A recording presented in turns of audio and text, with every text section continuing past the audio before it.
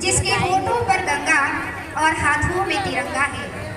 वो देश जो कभी सत्यम शिवम सुंदरम, कभी वंदे मातरम, तो कभी पंजाब सिंध गुजरात मराठा द्राविड़ उत्कल गंगा है। वो देश जहाँ की चिड़िया मंदिर में दाना चुगती है, मस्जिद में जाकर पानी पीती है और टहलने चर्च और गुरुद्वारे चली जाती है, क्योंकि हमारे यहाँ के पशु पक्षी भी जानते हैं कि यूनिटी इन डाइवर्सिटी हमारी पहचान है।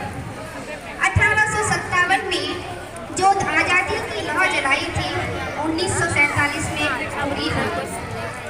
उस वक्त की देशभक्ति और आज की देशभक्ति में बहुत बड़ा अंतर है। उस वक्त देश बलिदान मांगता था, मर जाने को कहता था, मिट जाने को कहता था, फांसी चढ़ जाने को कहता था, लेकिन आज देश बलिदान नहीं मांगता। तो क्या है सच्ची भक्ति? क्या व्हाट्सएप और फेसबुक की डीपी को 3 रंग में रंगना देशभक्ति है?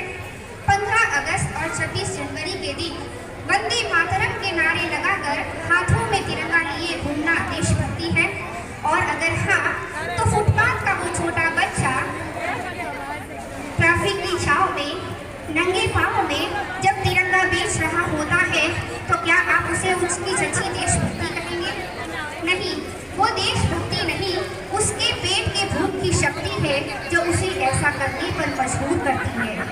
मजदूर को मजदूर समझिए, मजबूर नहीं। गरीब को काम दीजिए, दान नहीं। और अगर दान देने के इच्छुक है तो जीते जी रक्तदान दीजिए और मरने के बाद अन्नदान दीजिए, किसी को जीवन दान दीजिए। 1947 से लेकर आज तक हमने हर क्षेत्र में प्रगति की है। स्पेस की उड़ान से लेकर खेल के मैदान तक। कपिलबाजी ने ब्रिटेन में उन्हीं के देश में उन्हीं के नाम के नीचे से वर्ल्ड कप ले आए। महाराणा प्रताप का शौर्य अब नहीं रहना कहने वालों। नीरज चोपड़ा ने धरती छीन के अपने भाले से गोल्ड मेडल हासिल किया। हमारे देश के पड़ोसी जब चौक से स्पेस का डायग्राम बनाना सीख रहे थे, तब हमने चांद की मिट्टी छुपाई। जब पूरा विश्व मिशन मार्स के लिए करोड़ों डॉलर फूंक रहा था, तब हम मुट्ठी भर पैसों से चांद मंगल ग्रह घुमाए। क्या आपने कभी mother Britain, mother Paris, mother Sweden सुना है? नहीं। ये हमारे देश की सभ्यता और संस्कृति है कि हम अपनी माता को भारत माता कहते हैं और 7 समुद्र को भाइयों और बहनों कहते हैं। समय की मर्यादा को ध्यान में रखते हुए अंत में मैं सैल्यूट करना चाहूँगी उन शहीदों को, क्योंकि आजकल हमारा तिरंगा भी हमसे कहता है कि क्या बात है भारत, आजकल लहराने और फहराने से ज़्यादा दफनाने के काम आ रहा हूँ।